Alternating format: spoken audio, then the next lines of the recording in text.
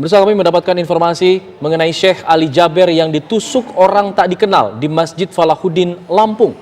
Dan untuk mengkonfirmasinya kami akan menanyakan langsung dengan Syekh Ali Jaber yang sudah tersambung melalui sambungan telepon. Assalamualaikum Syekh Ali Jaber. Waalaikumsalam warahmatullahi wabarakatuh. Bagaimana kondisi Syekh saat ini?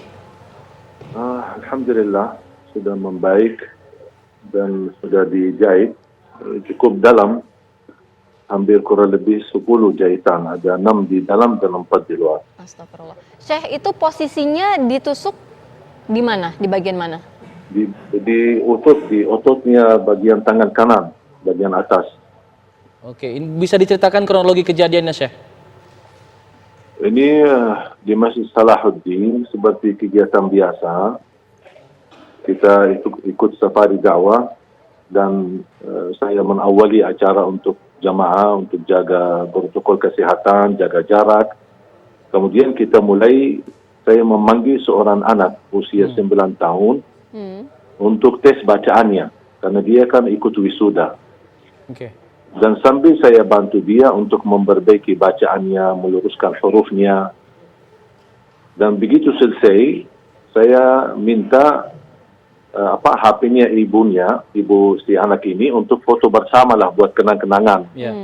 Ternyata ibu ini HP-nya full, gak bisa foto. Makanya saya minta sama jamaah menarah ke kiri, jamaah boleh pinjam HP-nya.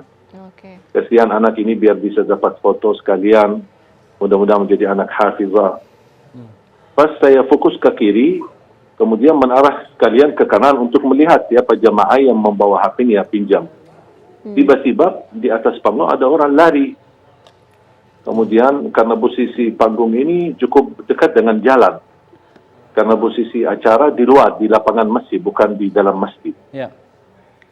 Makanya orang Belapo itu cukup gampang untuk bisa masuk. Karena tidak ada terhalang dengan jamaah atau kursi-kursi.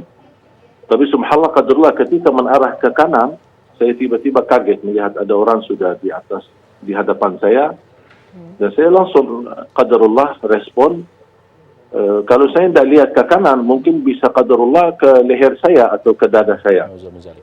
Tapi subhanallah saya angkat tangan, makanya dia tusuk ke tangan. Maka begitu saya lawan, batah pisaunya ke dalam otot saya di kanan, bagian kanan. Baru subhanallah jamaah langsung amankan dan tangkap dia. Jadi bisa dipastikan pelaku ini bukan bagian dari acara ini atau datang dari luar begitu? Iya, kelihatan dari luar karena dia lari. Dia lari. Cuman ke posisi jamaah cukup fokus karena kita lagi bukan lagi ceramah tapi lagi diskusi dengan jamaah, berdialog dengan jamaah. Makanya jamaah banyak fokus ke saya, tidak memperhatikan. Dan ini kejadian pertama kali barangkali, apalagi posisi saya di panggung cukup dekat jalan gitu. Iya, bisa dipastikan Syekh pelaku ini benar-benar satu orang? Yang kita ketemu tadi satu orang. Apakah ada orang lain, mungkin mereka lepas diri atau larikan diri dari tempat. Tapi yang kita lihat ini ada satu orang dan langsung diamankan. Ya, jujur saja kasihan pas lihat jamaah menghajar dia dan mukul dia. Saya bilang jangan, amankan aja dulu, biar ini tugas polisi. Jangan kita main hukum sendiri. Iya, Syekh mendengarkan informasi tidak Syekh? Siapa sebenarnya pelaku ini? Sampai titik ini belum saya mendapatkan berita apa. Karena baru saja diamankan, karena habis ditahan oleh jamaah, diamankan di ruang masjid, sambil menunggu polisi datang dan petugas polisi datang dan membawa beliau ke kantor polisi. Oke, jadi mungkin bisa diceritakan lagi untuk luka yang Syekh alami saat ini di bagian mana saja? Mulai sedikit nyeri, awal-awalnya saya berdarah terus sampai baju saya di sebelah kanan semuanya basah. Karena darah, kata dokternya cukup banyak yang keluar. Sambil bajunya semua basah, terpaksa saya lepas baju dan lukanya cukup dalam.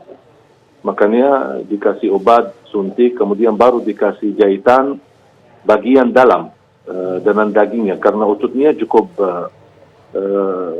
tusuknya cukup dalam, sangat dalam.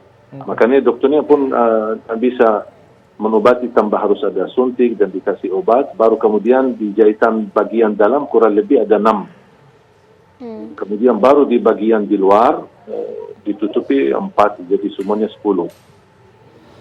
Syekh, mungkin bisa diinformasikan juga untuk profil pelaku ini seperti apa, mungkin ciri-cirinya atau dia mengenakan apa yang ia bawa pada saat itu. Nah, saya lihat anak itu masih anak muda banget ya. Mungkin diperkirakan 20 tahun lah. Orangnya kurus banget. Jadi saya merasa orang ini kalau saya lihat ya dari wajahnya dia ketika saya berhadapan dan diamankan, nampaknya bukan mudah untuk melakukan hal seperti ini. Pasti ada kedorongan atau ada yang menyuruh atau ada apa ya gitu. Jadi karena saya lihat dari segi mohon maaf fisiknya, dari segi ini tidak mungkin dia bisa dengan cara mudah. Butuh mental yang kuat untuk melakukan hal seperti ini. Ada yang ia teriakan atau omongkan ketika melakukan perbuatannya itu, Syekh? Enggak, sama sekali tidak. Diam. Hanya diam, cuman ketika dia angkat pisunya, dan subhanallah pas panitia kebetulan ada banyak yang sudah ada video live, ada yang lagi live, ada yang lagi rekam. Pas saya lagi berlangsung ceramah. Jadi semua terekam ini mulai dari titik awal sampai akhir. Ini terekam semua. Jadi beliau pun tidak berbicara apa-apa. Hanya acaranya sudah berjalan berapa lama hingga kemudian kejadian itu? Kenapa? Acaranya sudah berjalan berapa lama hingga kemudian terjadilah? Baru mulai. Belum 15 menit. Baru awal ketika saya melihat di spanduk, ada spanduk tulisan wisuda. Saya tanya sama panitia, ini wisuda apa? Dia bilang wisuda hafalan Quran. Udah, mana salah satu anak boleh naik panggung, saya mau tes bacaannya. Dan alhamdulillah posisi si anak ini ada di sebelah kiri, bukan di sebelah kanan. Iya. Baik, terima kasih banyak Syekh Ali Jaber. Kita doakan insya Allah Syekh Ali cepat diberikan kesembuhan. Dan kejadian seperti ini tidak terjadi lagi ya. Jangan sampai terulang lagi. Semoga jadi peringatan untuk semua pihak. Terima kasih. Assalamualaikum.